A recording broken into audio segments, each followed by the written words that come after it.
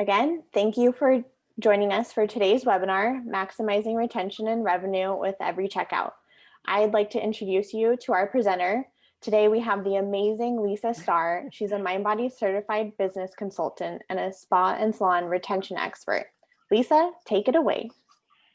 Hello, everyone, and thanks for joining us today. What a great topic for Monday, right? Something to improve our businesses. So we're here today to talk about maximizing revenue and retention, which is always important, but I'm going to focus on the checkout point in particular for today. Maximizing it and why at checkout, and you'll see why. There are many opportunities for addressing this topic, but checkout is one of the most impactful. Before I start, I just wanted to say that it's a crazy time in any country that you are in any place. I was fortunate enough to travel last week to the Global Wellness Summit in Florida, which is an annual conference for well-being and spa leaders around the world. We usually have about 600 people, and this year we had about 110 brave souls who flew down to Florida, and we received COVID tests and wore bracelets and went through UV sterilization every day when we entered. We were spaced out, we wore masks, we did everything safely, and we had 3 great days of content. It was so great to be in the room with other people from our industry, because we've really missed that, all of us. But at least these webinars give us a chance to connect. One of the highlights of the 3 days at the summit was that Rick Stolmeyer, the founder and former CEO of MindBody, made an appearance and showed us his new book about building a well-being business with lots of great advice in it, so you might want to pick that up. So again, these are crazy times, and we have to maximize every client that we have in, because due to capacity restrictions or just general fear, we are not seeing as many guests as we've seen in the past. We're going to launch a quick poll that has 2 questions that I'd like you to just take a moment to answer. Whether you are currently tracking your retention and whether you are tracking it by staff member or just in general to the business. We'd just kind of love to see where you are with that before we keep going. So take a quick second, if you wouldn't mind, and answer those for us. Well, I go on to say that it sounds like most of the people that have joined us have businesses that are open, and hopefully they will stay that way. As we see this second surge, I think some businesses may have to close. I'm hoping not. I know that in New York, gyms were exempted from shutting down, and hopefully that will continue to be the case for fitness and salon and spa as well.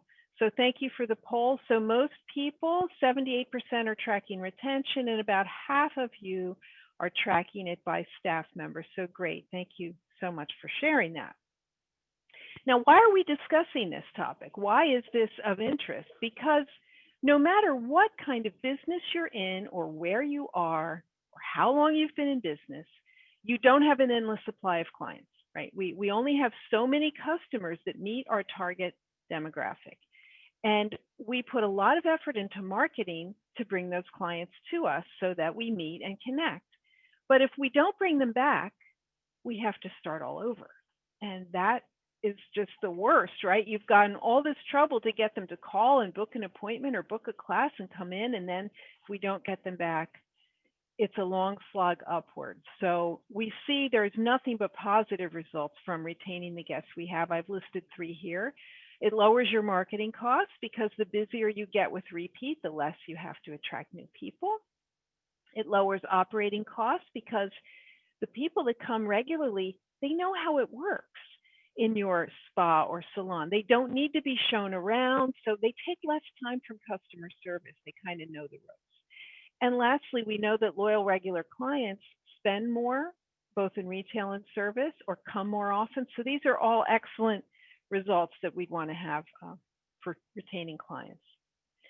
So when your client presents himself at the front desk for checkout, I want you to think about these 3 questions. Are they happy? Would they like some home care products? Of course, retail. And will they reschedule? This is all we have to know at this point. First of all, if they're not happy, we want to address it now. We don't want a client going out into the world who's not happy and posting on Instagram or what, on Facebook about their experience. We want to nip any issues in the bud right now. Of course, we want to maximize sales with sending them home with some retail, which helps them extend the results of the service, and I'll touch on that again. And mostly, we want them to reschedule to come back. Remember, our job is to maximize those appointment bookings in appointment-based businesses. We need to fill up the book. And if this person standing in front of me books an appointment, and that's one less spot that I have to get from someone else in the future. So rebooking for sure. We know that retention equals success. It's the single biggest indicator of therapist and business success if you will bring people back. When you have a survey and that one question that they'll answer, would you return? Would you recommend our business to a friend? So that positive experience is, I can't emphasize enough how important it is. And if you get them to return, then you have that many more opportunities to sell them products, upsell them on services, connect them into different services with different therapists. But if you don't get them back, as I said earlier, we need to find someone else to fill that hole. And we have to begin that marketing search all over again. And even if they do come back, they won't come back as soon as they would if we ask them to reschedule at the time of checkout. So retention is a multifaceted approach. It's not any one thing. I'm going to cover today some of the different areas and give you some examples, but it's really woven throughout the visit. How we connect with the guests. And this starts at the very beginning, from your website, from the way, if they call, if you answer the phone, how they're greeted, how you connect with that person is a great indicator of how they will feel about your business at the end of the service. The service delivery cycle, which is a complex map that we make of all the inflection points that a client has with our business, and there are many. All along that route, we're focused on pulling them back, building community and loyalty, as I'm sure many of you do. Businesses today are much more aware of their community impact, and they participate in the community in a way that we didn't used to 20 years ago. So that's a really great way to inspire loyalty. Also, retailing. There are many studies, especially on the salon side, that will show that if a guest leaves with retail, they're 2 to 3 times more likely to return just because they bought a product. So if you have no other reason to retail than that one, that makes it worthwhile. And then lastly, and most importantly, asking the guests, would you come back? And I'll give you some examples of how that would work. Now, the point I do want to also make is that the checkout is not a transaction, and we tend to look at it as a transaction. And you'll know what I mean if you think about when you wait in the grocery store line to check out. And the clerks are usually talking about when is their next break, when was their last break, what time they finished for the day. They're not focusing on you, the customer, and that feels very transactional, and that is not what we want in spa and salon environments. We have to create rapport, looking in the eye, friendly, understanding the needs of the guests, impressing them with how smart we are about the services and the results of the services and treatments that we offer, and creating compelling solutions for the needs that they have. The checkout is that last moment that we have with the guests before they depart. So it's our chance to make sure everything went smoothly. We hopefully exceeded their expectations, not just met their expectations. And we make them aware of all the things that we can do. Now, this is a little tip for the front desk folks about client awareness. If you have to ask the name of a guest who's already been in your facility at checkout, you're already losing rapport. I know this is a challenge. People come in with coats and hats and glasses and they take them off and we can't tell who they are, but it's really key to try and train your front desk to pay attention. Use little tips and tricks to remember who went where, who was who. So when they come back to the desk, we can say, hey, Jane, how was it? That makes them feel much more welcome. Use any cues you can, like if they walk back up with a provider, quickly you can look in the book and see the name of the person that provider was just with. That gives you another clue. So I think that you need to just be clear with people and make sure that you are connecting in every way possible. Now, here's Hey, the big Lisa, point. Yeah, sorry to interrupt. Can you just speak a little bit louder? I think some of our attendees are having trouble hearing you. I can. I can see if I can turn up my volume. The who, thank you for sharing that. The who of who is connecting with us is everyone, right? It's not just the responsibility of the desk, and it is not just the responsibility of the technical staff. It's everybody's job to make sure that we ask that guest to come back. But it has to be done in concert. So I'm going to give you some examples of how that works. But we sometimes see therapists or stylists think, oh, well, you know, the desk will ask them to come back. I'm not going to do that.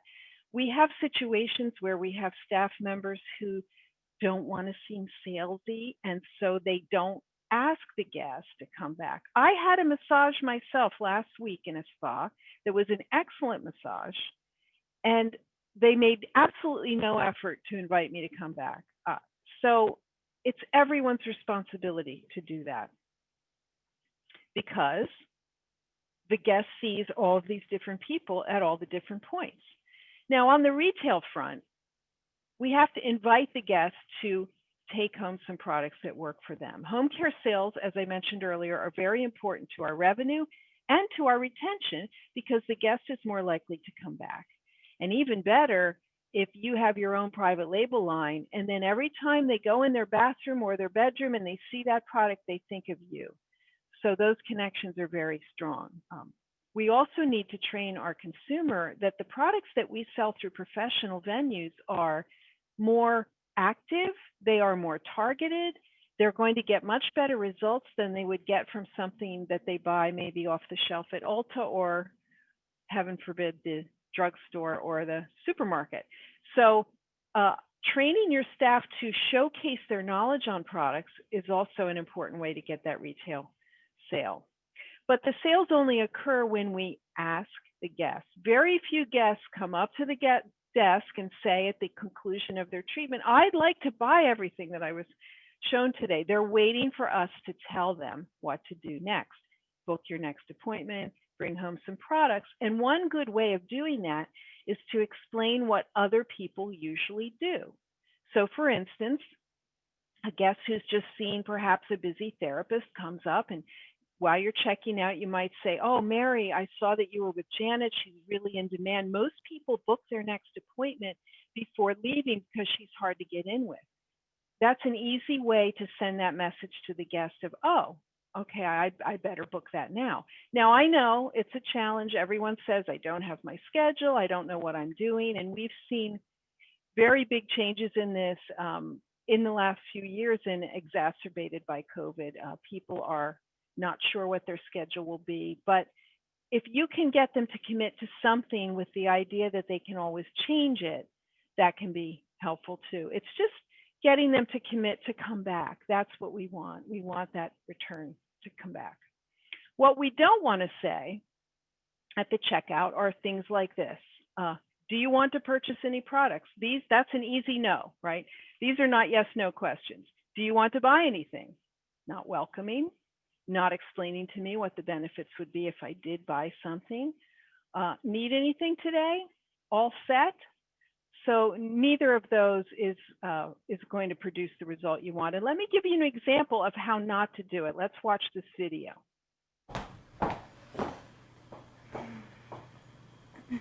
Oh, hi. Hi. Checking in? No, actually, I'm checking out. Oh, yeah, okay. Yeah. You had a facial with Rochelle today? Yeah, that's right. Okay, great. Let me get you checked out. Okay. Okay, and Rochelle left some products over there for you. Would you like to purchase any products today? No. Oh, okay. So I hope you found that humorous. That is an example of the therapist doing their job. They filled out their prescription form. They've lined up all the products very neatly at the desk. But the guest needs more than just, do you want these products, right? They need someone to walk them through the process. This is a clip from a video that Win Business, my company, we made in the 10 or 12 years ago that we will have on our website shortly. But there are a lot of vignettes of how to do it and how not to. And this was obviously the how not to way to sell products. By the way, if you have questions or comments along the line, you want to put them in the chat, that would be fine. We will get to those. Sorry, in the Q&A. So the right way, these are some good examples for you to use of how to ask correctly. Which of these home care formulas would you like to take with you today? Not would you like to buy something, which can easily be answered with no, but which would you like to take? The assumptive close, which I'll refer to again. We're assuming you'll take something, just maybe not everything, but which things would you like to take? Mary made some great recommendations to help you reduce your stress, getting to the point of why the client came to you in the first place. I'll show them to you and you can let me know what you'd like to take with you as we go along. So again, just laying out there that idea that of course you'll take products home with you. What would you like to do to continue your spa experience at home? I think this really is a key because we only have that consumer for an hour, maybe two of the month, maybe in 2 months. How much difference can we make in that 1 hour? If they take some products home with them, they will be able to continue to see the benefits of the treatments that they've just invested in. So I like to position it as almost insurance, right? You've paid money to have this great experience. Now let's ensure that that continues by your home care. Those of you listening all in the business, you know that you have a guest come in who wants some amazing result. And when you ask them what they use at home, it's not at all consistent with the result that they want to get. We don't want to oversell them for sure, but at least send them home with 1 or 2 products that get them, you know, on the right foot to making the changes that they're interested in. Now, the when is woven through the visit, throughout the contact points, as I've already referenced. The service delivery cycle in spas and salons is complex. There are many moving parts. They find our website, they call on the phone or book online, they arrive, there's a greeting at the front desk, there's a greeting with the therapist, there's perhaps a locker room or lounge or transitory experience, the treatment itself, back to the front desk or another treatment. And so all of these points are when we reinforce friendliness, welcoming, wanting the guest to return. But the checkout is when we actually ask for the sale. And that again is the key. It's that key moment of making what we want to have happen. So we have that guest presented in front of us as we did in the picture at the beginning, and we have that happiness check in our brain. How do we know if the guest is happy? You know, sometimes they're smiling, they say this was amazing and you can tell, but other times we're not seeing that. Maybe the guest didn't have a great time, or maybe they're just kind of a quiet, solemn person, but whichever it was, you want to find out.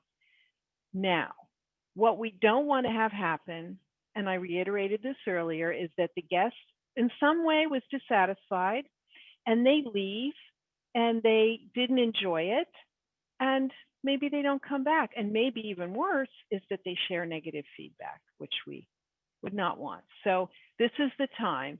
Ensure that everyone who checks out has a superlative experience. And we ask them questions that show we really want to know, that are specific. Don't say, how was it?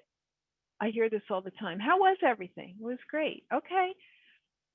I mean, that's positive, but what guest is going to say, it wasn't so great, actually? I think you will learn more when you ask specific questions about the provider or the treatment that they had. How did you enjoy our Halo therapy room? How did you enjoy, the new hair color, the new process that we introduced, or our new stylist? Use the names. Ask like you really mean it, and definitely take notes if someone says something that was not, it's wonderful. You want to immediately address that. Don't hide your head in the sand and pretend nothing happened and it's fine, because again, that guest leaves dissatisfied. They don't pre-book their next appointment, and then maybe we have lost the chance to get them to come back.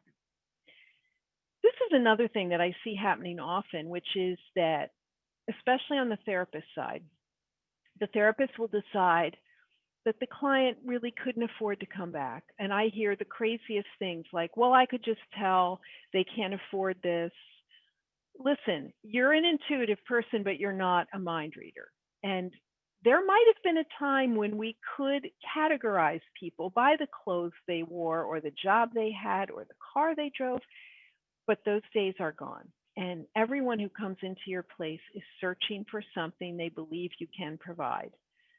Generally, it's stress relief in the case of a spa. In the case of a salon, it may be that I need my hair or my nails to look good, and that's an immediate effect. Stress reduction, pain management, or just time to yourself are things that everyone needs. And listen, they came the first time. They must know they need it, right? I'm sorry, my hair's going crazy here. So don't assume there's no reason for them to want to come back. Of course they should come back. You have a beautiful facility, you gave a great treatment, and we asked them to return. Do not let your therapist say to you, oh, I could tell, that this person wouldn't come back. You don't know. You must ask everyone every time. There's no shortcut to that. If I don't get the invitation to return, I'm not sure if I'm supposed to. Again, I'm waiting to hear what other people do or what's common.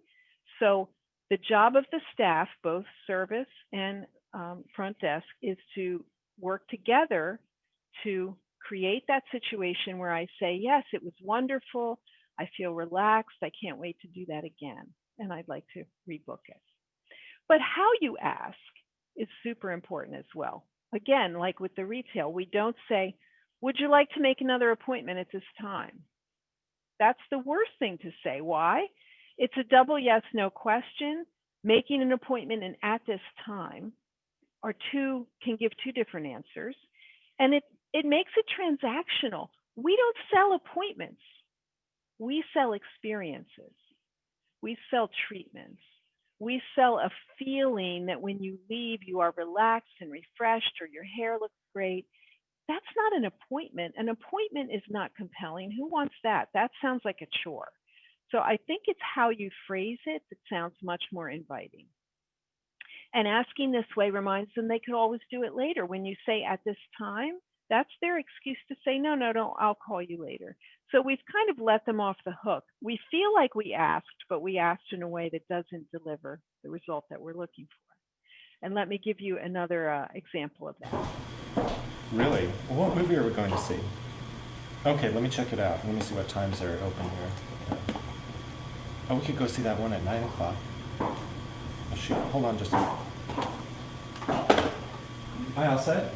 Yes. Okay, and your name was? Melissa? Melissa. Okay, you had a facial with Rochelle. Mm-hmm. Okay, and we have your gift certificate, so that takes care of your treatment. So we'll see you next time, okay? Okay. Okay, hope to see you again.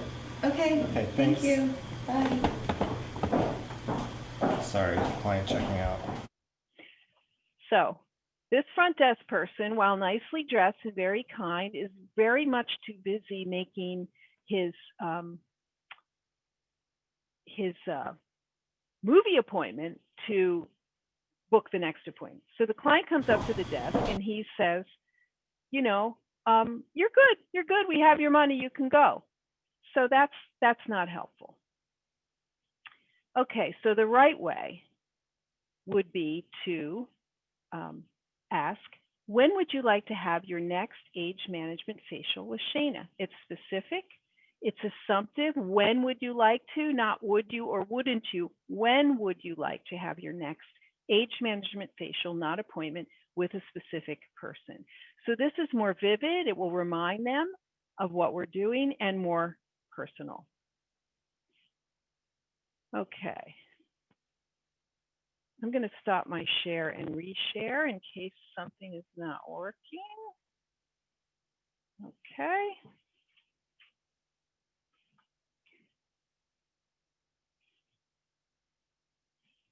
I hope everyone can see that.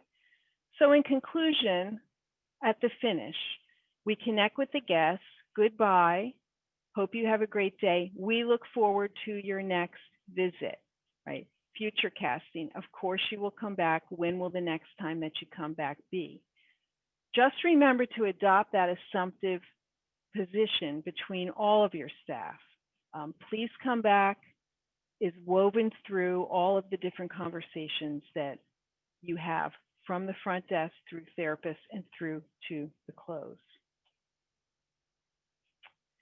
Okay, so now that we know what to do, are we tracking if we're doing it? You have some good tools in Booker to track results of this. Some of you said that you were looking at these numbers, which is great. This is in the Salon Intelligence Report, and you can see and under customer retention how many people are coming back. This is not the Salon Intelligence Report.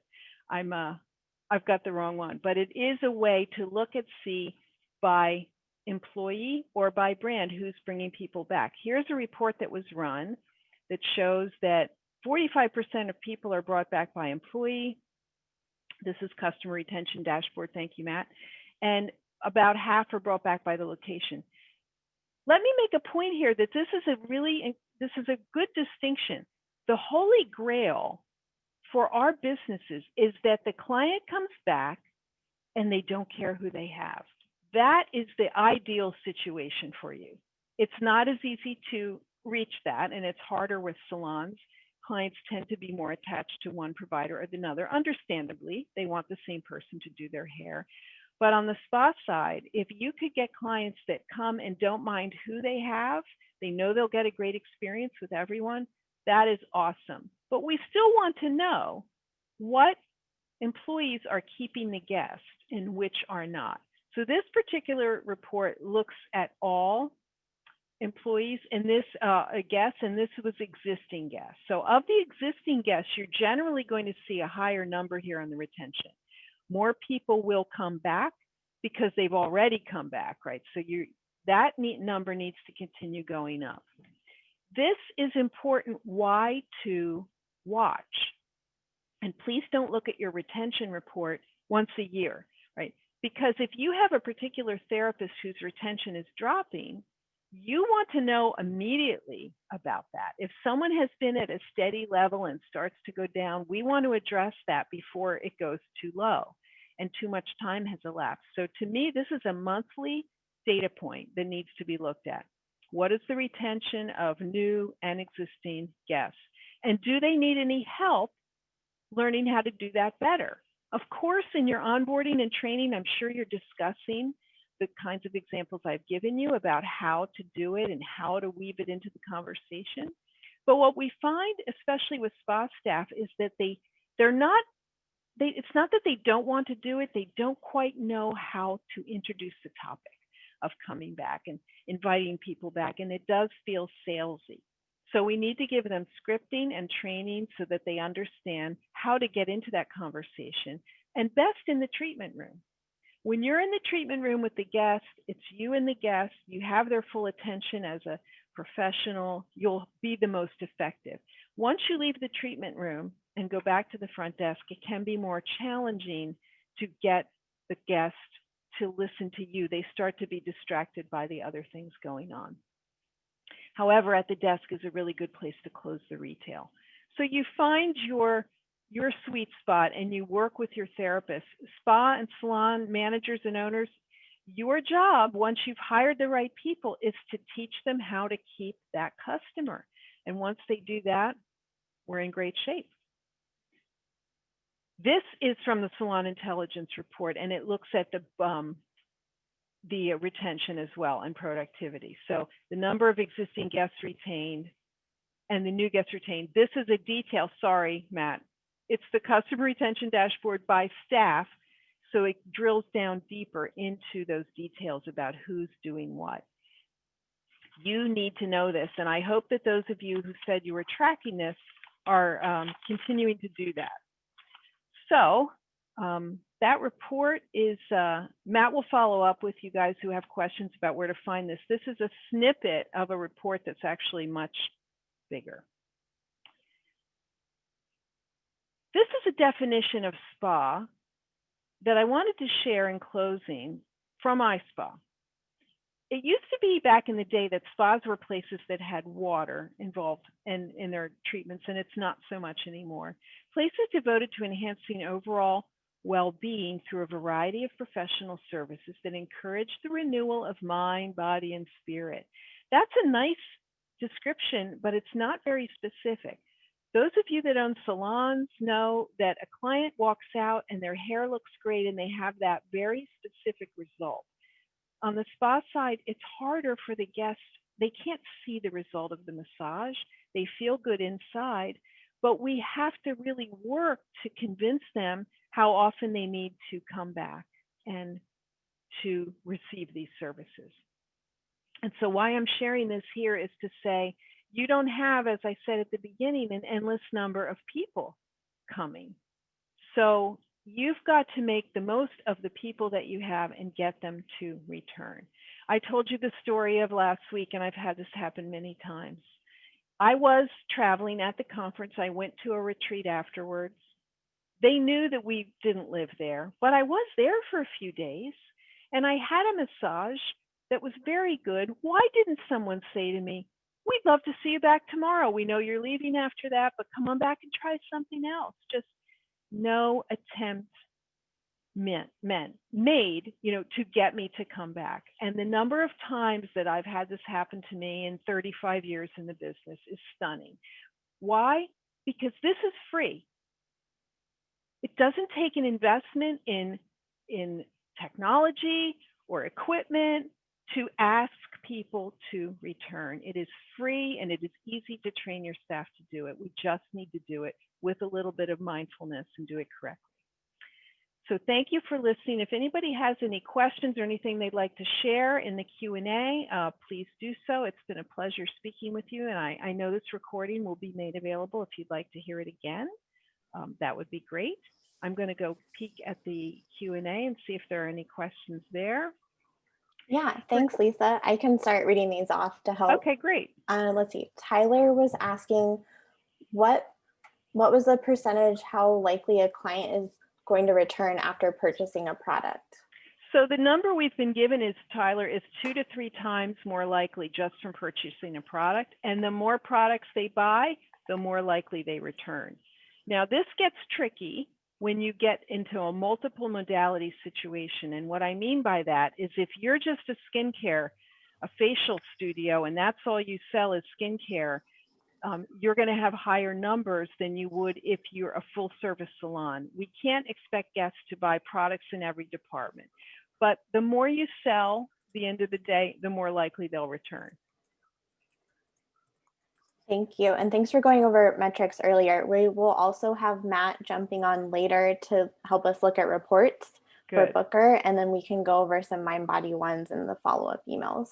Let's see. Amy is asking, could we get a staff version of this webinar to send to the front desk and for therapists to watch? So Amy, we will have a recording. We won't necessarily have a staff version, but you can definitely share this with your whole team.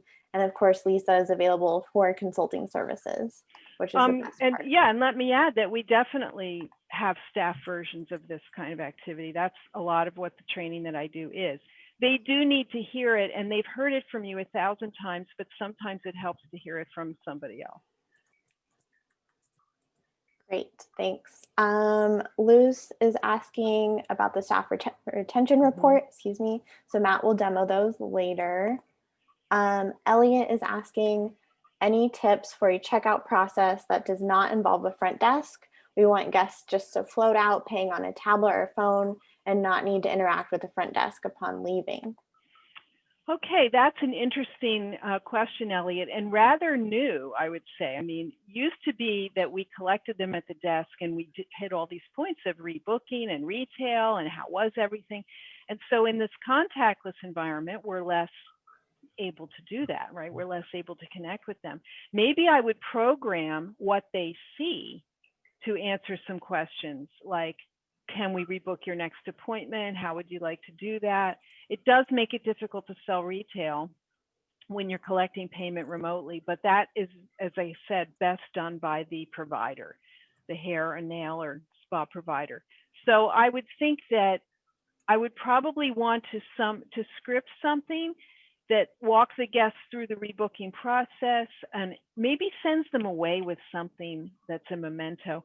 We used to do the prescription sheet that also had advice on it for drinking water and rest. And maybe there's a way to do that digitally, like after they've left to check in. Also incentives, frankly, incentives for rebooking your next appointment, that you get entered into a raffle to win something, or, I'm always looking for ways to incent the behaviors I want. So those are my off the top of my head tips. I put my email up here, and if I think of anything else, reach out to me and I'll answer you that way. Great. And Elliot, we also have features within Booker and also the Bowtie AI Messenger that allows you to help check out clients without, person-to-person contact. So it makes everyone safer. So we'll send that out in the follow-up. Let's see. We have a question, Lisa. What are your thoughts on memberships for salons and spa? My thoughts are that it's good to have it. And we've seen the results of that in the last few months. Places that had membership programs had steadier income than those that didn't. It's a double-edged sword. When Massage Envy came and they did membership better than anyone, it seemed difficult to compete with that. But I'm finding these days that almost everyone is offering some form of membership, and we're getting pretty good results with it. So I would encourage you to look at what would work for your property, the kinds of services you do, and the kind of client that you have, and see what you can do. It's a great way to commit the guest to that monthly visit, and then you're not so desperate to make sure they rebook. That makes sense. Thanks, Lisa. Mm-hmm. So we have some questions about Booker software and how to learn it. So we do have a certification training that's available, and that's in the chat, and we will send that in the follow-up emails as well. Amy would love a staff training guide that leaves out business owner need to know information. Do we have some resources about that? I certainly do, Amy, if you'd like to reach out to me directly. Yeah, and again, Lisa's information is on the slides right now, and we will send that out in the follow-up so you can get in contact. And thank you, Michael, for your comment, who just wrote in the chat that he just had his 5 best months ever since reopening, and he has membership. That's fantastic. That's awesome. We do have other questions and comments in the chat. Sam is asking, with membership, some clients want to tip up front for the whole year at our barbershop. How do you recommend handling that if they jump in between stylists? That's a tricky one, Sam. That's like an accounting nightmare, right? Putting the money aside, it's not even in your revenue stream, and being able to portion it out for each visit. I'm sure there's a way to do it just in Excel, or perhaps there's a tool within Booker. It's not easy to do, but I agree, it's not ideal. I wouldn't necessarily encourage that. Hey, Lisa, this is Matt. Hey, Matt. The exact best way through this, but we do have a concept of store credit. So you could have the person purchase some store credit and then use that store credit throughout the year to distribute the tips. I don't have the exact workflow down in my head, but there's something there with either store credit or buying gift certificates or something that would facilitate that store credit. Yeah, you know what? Maybe that's the way. You sell them a bunch of like 12 gift cards, each for the amount, and then it gets apportioned out for the tip. I don't know, but good to know. Thanks for jumping in there. Yeah. All right, Matt, now that we have you, would you like to jump into showing us some reports? Sure, yeah. I noticed a question in the chat about how do I get to these reports? So they need to be enabled for you. So if they're not, and you check afterwards, please reach out to us and we'll help with that. But let me go ahead and share my, Lisa, if you can just stop sharing. Yes. Okay. So in the reports tab, when you come to all reports, you can either find them by category or you can just type in the name. So if I type in customer retention dashboard, this report will come up. And as Lisa had showed in her example, it was based on existing only. But what's really neat about this report is you define what it means for you to retain a customer. Versus some other reports, such as the Salon Intelligence, it's a predefined definition that you can find in the help article. So you can say, do I want all new or existing? We'll keep it at all. Do I want to see this for all employees? Or if you happen to use employee groups, you can choose to look at a particular group of employees. And then what month and then who returned how many times they need to come back to be considered retained in your definition, and what is that time period they have to fulfill it. And so when you run it, you'll see the chart at the top that Lisa showed on her slide. It will take a tiny bit. But what it also shows that Lisa's screenshot did not show is it does have some employee details down below. So this is overall for the business. But if we scroll down, you can see each of the individual employees. So these are people who came to hit them, and did that same person come back to them again or not be retained? Or in the case of this person, so she saw 13 people, 10 of which were retained by the business, 5 of which came back directly to her. So you can really see that breakdown. And this is a really useful thing to, if you're doing coaching sessions, like print out their particular information and work with them. Or you can identify people who are really good at this and have them help their colleagues. Like, what is it that they're doing to make sure that the people are coming back that someone else is not doing? And then the other report that was mentioned was the Salon Intelligence Report. This one has a lot more data in it. The other one was really visual, really easy to understand, and laser focused on retention. This one is focused on really what are the top metrics that you would want in a salon, but many of these apply to a spa as well. So we'll just wait for this to come up and we'll look at the current week. So it first looks at the business as a whole and tells you about your sales, comparing this time period to the same time period last year and whether or not you improved. It has important metrics like how productive are you? What's your average product or retail that you're selling per ticket? If you are a salon, it will look at percentage of color transactions using the hair color category to figure that out. Percentage of customers being rebooked, and then existing and new guest retention, as well as your inventory on hand. But you can go down to the staff level, and here's where you get some really great productivity metrics. And I probably should have done last week, so let's just rerun this so we actually have some data to look at. These are great. These are great detailed numbers, though. I mean, it's so easy to access. Yes, if we come now here where we have some actual data, you'll be able to see, and it breaks it up by the group if you use groups, all of the employees, and it shows you their productivity, their retention, and some key metrics that are really useful to measure how your staff is doing. Thank you for sharing that, Matt. I love the productivity number too, and maybe we'll do another webinar about that, because really at the end of the day, filling our books is key. Retention obviously helps us get there, but right. The easiest way is to fill your books. Focusing on selling those time slots is key. There was one more question in the Q&A I just wanted to touch on from Iva about membership at a one therapist business. Iva, that's awesome that you are doing that. It's really difficult to be a one-man show, as you may be finding. You're never allowed to be sick or off. So that creates challenges. I think it's worth trying if you are in high demand.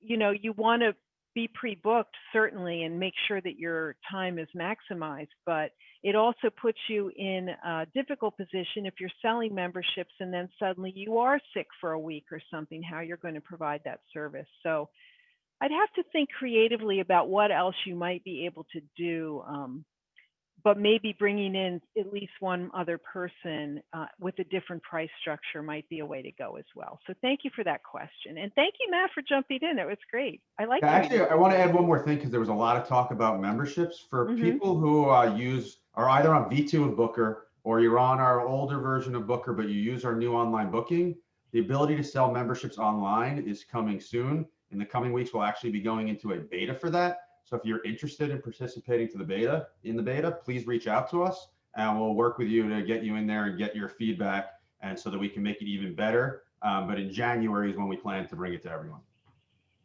Thanks. That sounds great. We've got one more question for you. Under the retention section in the Salon Intelligence Report, how does it count new guests retained? That's a Matt question. I don't remember off the top of my head. The help article, though, that I shared earlier, and we'll send it out in the follow-up, has exact definitions of what it means by retained, what it means by pre-booked. And so if anyone is experiencing anything where that is not happening the way they expect, please reach out to us and we will get to the bottom of it with you. And if there are any discrepancies, we will get them fixed. Great. Thanks. I think we've covered all the questions. If you have any more questions for us, please reach out to Lisa. She's left her email address. And again, we will be sending follow-up resources. Thanks, Lisa. Thanks, Matt. Thanks for sharing all of your insights about retention best practices. I know I learned a ton about our retention metrics, our reports, and that assumptive positioning that Lisa talked about with rebooking, selling retail, and just overall improving the client experience in the salon or spa business. Thanks for all of your questions today and your participation in our polls. Keep an eye out for that follow-up email with all of our resources, and we hope to see you next time. Thank you, everyone, for your participation and for your great suggestions for future webinars. Thank you for that. And thank you, Matt, for jumping in. It was fun doing it with you, Lisa. Yeah, let's do it again. Have a great day, everybody.